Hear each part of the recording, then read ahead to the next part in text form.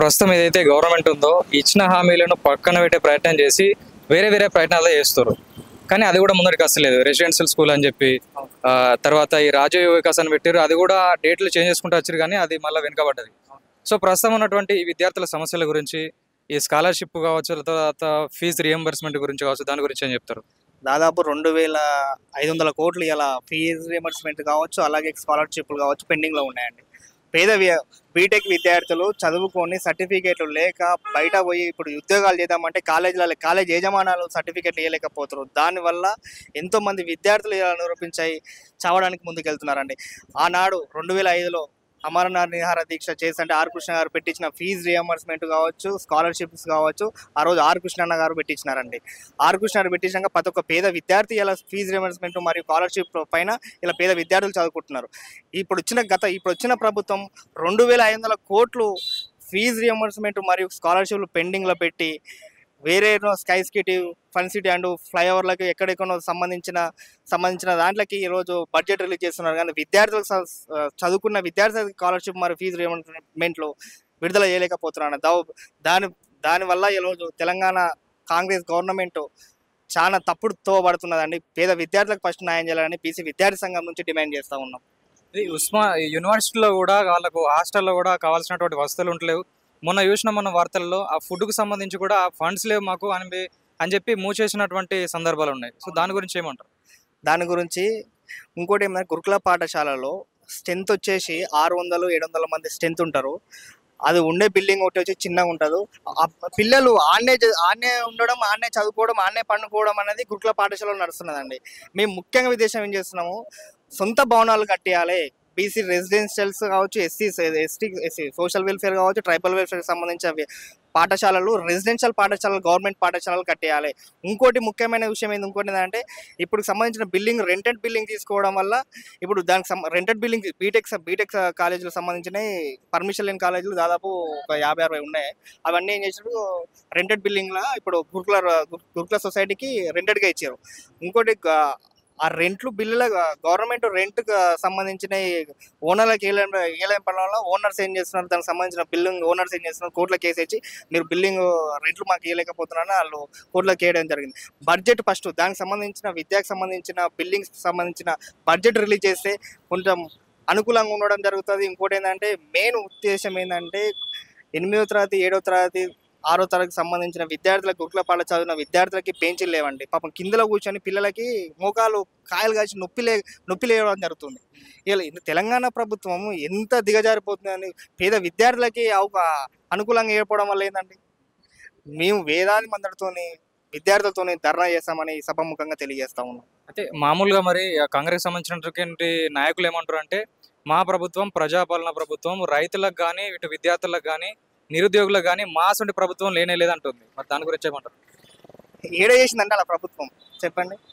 గత దాదాపు 15 నెలలు అవుతుంది ప్రభుత్వం వచ్చి. విద్యార్థులకు ఏం చేసిందండి? ఏం చేసింది చెప్పు?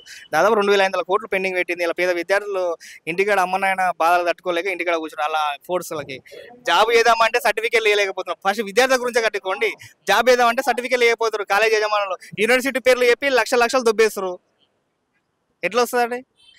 ప్రతి ఒక్క దానికి యూనివర్సిటీ పర్మిషన్లు ఇచ్చి కాలేజీలకి లక్షలు దొబ్బేస్తున్నాం. ఒక్కొక్క కాలేజీలో మల్లారెడ్డి కావచ్చు, అనురాగ్ కావచ్చు, ఒక్కొక్క దాంట్లో for year 3 lakhs for year fee BTech విద్యార్థులకి యూనివర్సిటీ పేర్లు పెట్టి.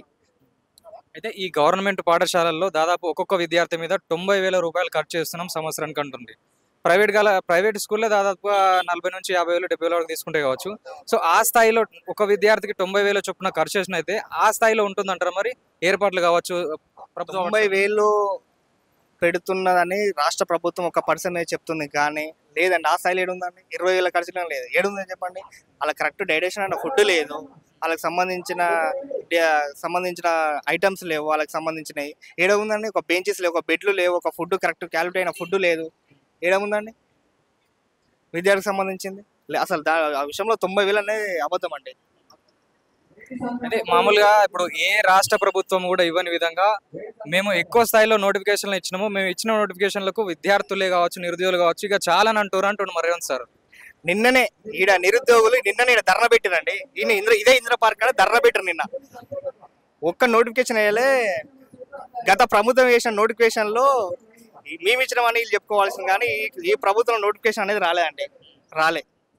నిన్ననే దాదాపు ఒక 2000 మంది విద్యార్థులు, నిరుద్యోగ విద్యార్థులు వచ్చి ఇక్కడ ధర్నా పెట్టారు. మీకు తెలిసి అది ఇలాగా నిన్న వచ్చి పెట్టారు. వాళ్ళు నోటిఫికేషన్ వేస్తే ఎందుకు పెడతారండి? ఒక కానిస్టేబుల్ కాదు, టెట్ కావచ్చు, గురుకుల టీచర్లు కావచ్చు, గ్రూప్ 1 కావచ్చు, గ్రూప్ 2 కావచ్చు. సో గత ప్రభుత్వానికి ఈ ప్రభుత్వానికి ఎట్లా కంపేర్ చేస్తారు మరి? అంటే అప్పుడు ఎట్లుండే ఇప్పుడు ఎట్లుంది? నాకు తెలిసి 2 ప్రభుత్వాలు అలాగనే ఉన్నాయండి. అంటే ఇంతకుముందు వాళ్ళు నిరుద్యోగులకు నోటిఫికేషన్ ఇవ్వలేదు కానీ మేము ఇస్తున్నామని వీళ్ళు అంటారు మరి. అంటే ఇప్పుడు ఎవరు డప్పు వాళ్ళు కొట్టుకోవాల్సి వస్తుంది. ఆ ప్రభుత్వం అది చేసి అంటారు, ఈ ప్రభుత్వం ఇది చేసిన అంటారు. ఇప్పుడు వరకు తెలంగాణ వచ్చినాక బడుగు బలహీన వర్గాలకైతే ఏడ చోటు లేదండి. ఇది మెయిన్ ఉద్దేశం. అక్కడ పేద తల్లిదండ్రులు కష్టపడి చదివిపించి పుస్తలు అమ్మి అవి వాళ్ళ ఆర్థిక సోమకు తగ్గట్టు చదివిపించి ఇలా ఒక్కొక్క విద్యార్థి 5-6 నెలలు 5-6 సంవత్సరాల నుంచి రూమ్లలో కూర్చొని చదివితే నోటిఫికేషన్ లేక విద్యార్థులు రోడ్ల మీదకి ధర్నాలు చేయబడి వస్తుంది. మరి ఏ ప్రభుత్వం చేస్తుంది? గత ప్రభుత్వం చేసిందా అండి? గత ప్రభుత్వం వాళ్ళ కుటుంబానికి జాబులు వచ్చినాయి కానీ ఇతరులకు జాబులు వచ్చినాయండి? అలాంటి సిచ్యువేషన్ ఉందండి ఇప్పుడు. అయితే ఇప్పుడు ప్రస్తుతం స్థానిక సంస్థల ఎన్నికలు ఉన్నాయి కదా, సో దాంట్లో ఈ ప్రభావం ఎంతవరకు ఉంటుంది అంటారు మరి? ఎవరు వచ్చే అవకాశం ఉంది ఇప్పుడు కాంగ్రెస్ కష్టపడ్డాయి. గ్రామ స్థాయిలో ఒక బీసీ అనే కాన్సెప్ట్తోని బీసీలకి రాజ్యాధికారం రావాలని, రాజ్యాధికార దిశగా రావాలని అందరికి ఏకమైపోరు. బీసీ అనేది కమిట్మెంట్ వచ్చిన ఇప్పుడు ఈ సిచ్యువేషన్లో తెలంగాణలో వచ్చేది బీసీ కాన్సెప్ట్. ఏదైతే 42% రిజర్వేషన్లు బీసీలకు ఇస్తున్నారో దాన్ని అమలు చేసుకొని ఎలక్షన్లకు వస్తేనే అలా ఉంటుంది. లేకపోతే ఇండిపెండెంట్గా పోటీ చేసే తత్వం ఈ బీసీ కులాలలో ఉన్నదండి. మాత్రం ఇప్పుడు వాళ్ళు ఏదైతే 40% రిజర్వేషన్ తీసుకొని వస్తే చెప్పలేమండి, కాంగ్రెస్కి అవకాశాలు ఉండొచ్చు అనుకుంటున్నాం. మ్యాక్సిమం అయితే 90% అయితే ఆ రిజర్వేషన్ లేకుండా వస్తే మాత్రం అవకాశం లేదు కాంగ్రెస్ పార్టీకి. కానీ ఇప్పుడు కాంగ్రెస్ నాయకులు ఎవరైతే పొంగులేటి శ్రీనివాసరెడ్డి కావచ్చు, లేకపోతే మన మహేష్ గౌడ్ గారు వచ్చి ఏమంటారు అంటే రైతు భరోసా చేసినాము, మొత్తం మీద ఈ ఎంపీటీసీ జెడ్పీటీసీ సర్పంచ్ ఎలక్షన్లు మొత్తం కాంగ్రెసే గెలుచుకుంటుందని వాళ్ళు అంటారు. రైతు బంధు ఏడేసిరండి? 3 ఎకరాలకు వేసినారు, 2 ఎకరాలకు వేసినట్టు సంథింగ్. మా ఊర్లో మా ఊర్లో పల్లె దాదాపు 100 మందిలో 50 మందికి అట్లా పడదు. అది 2 ఎకరాల్లో పడదు. ఇంకా 5 ఎకరాలు ఉన్న వాళ్ళు 6 ఎకరాల పడాలి కదా అండి. రైతు బంధు ఎవరికి వేసినా వేయలేదు.